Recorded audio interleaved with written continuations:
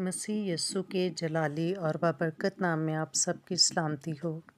आज हम बाइबल मुक़द्दस में से सीखेंगे अहद अतीक में से खरूज उसका पहला बाब उसकी पहली आयत से। जब इसराइलियों पर मिस्रियों ने जुल्म किया, जब मिस्रियों की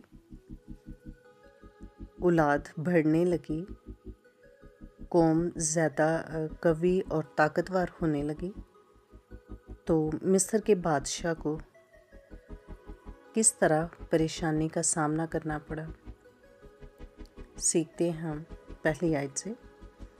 इसराइल के बेटों के नाम जो अपने अपने घराने को लेकर यकूब के साथ मिस्र में आए, ये हैं: रूबन, शमौन, लावी, यहूदा, अश्कार, ज़बूलून, बिन्यामीन, दान, नफ्ताली, जद, आशर। और सब जाने जो यकूब के सलब से पैदा हुई 70 थी।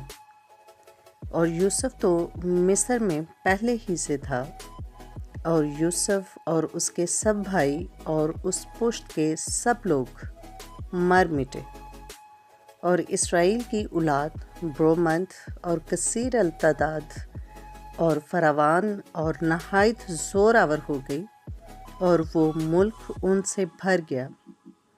तब मिस्र में एक नया बादशाह हुआ जो यूसुफ को नहीं जानता था, और उसने अपनी कौम के लोगों से कहा, देखो, इसराइली हमसे ज़्यादा और कवी हो गए हैं, सो आओ हम उनके साथ हिकमत से पेश आएं, ता ना हो कि जब वो और ज़्यादा हो जाए और उस वक्त जंग छिड़ जाए, तो वो हमारे दुश्मनों से मिलकर हमसे लड़े और मुल्क से निकल जाए।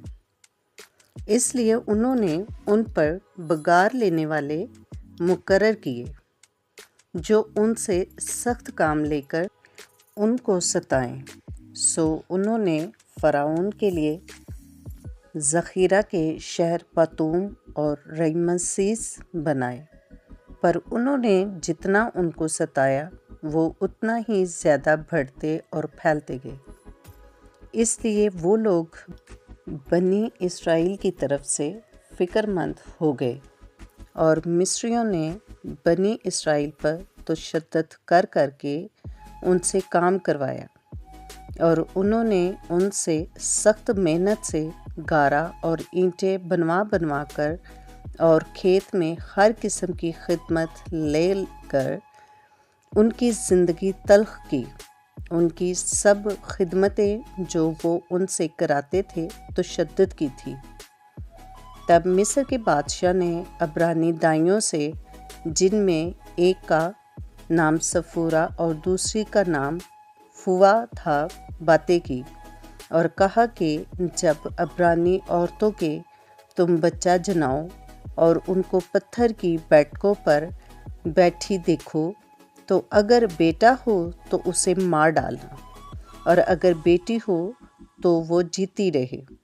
लेकिन वो दाइयाँ खुदा से डरती थी, सो उन्होंने मिस्र के बादशाह का हुक्म न माना, बल्कि लड़कों को जीता छोड़ देती थी। फिर मिस्र के बादशाह ने दाइयों को बुलवाकर उनसे कहा, तुमने ऐसा क्यों किया कि लड़कों को जीता रहने दिया? दाइयों ने फ़राउन से कहा, अब्रानी औरतें मिस्री औरतों की तरह नहीं हैं। वो ऐसी मजबूत होती हैं कि दाइयों के पहुंचने से पहले ही जनकर फारिग हो जाती हैं। पास खुदा ने दाइयों का भला किया, और वो लोग बड़े और बहुत ज़बरदस्त हो गए, और इस सबब से कि दाइयाँ खुदा से डरी, उसने उनके घर आबाद कर दिए।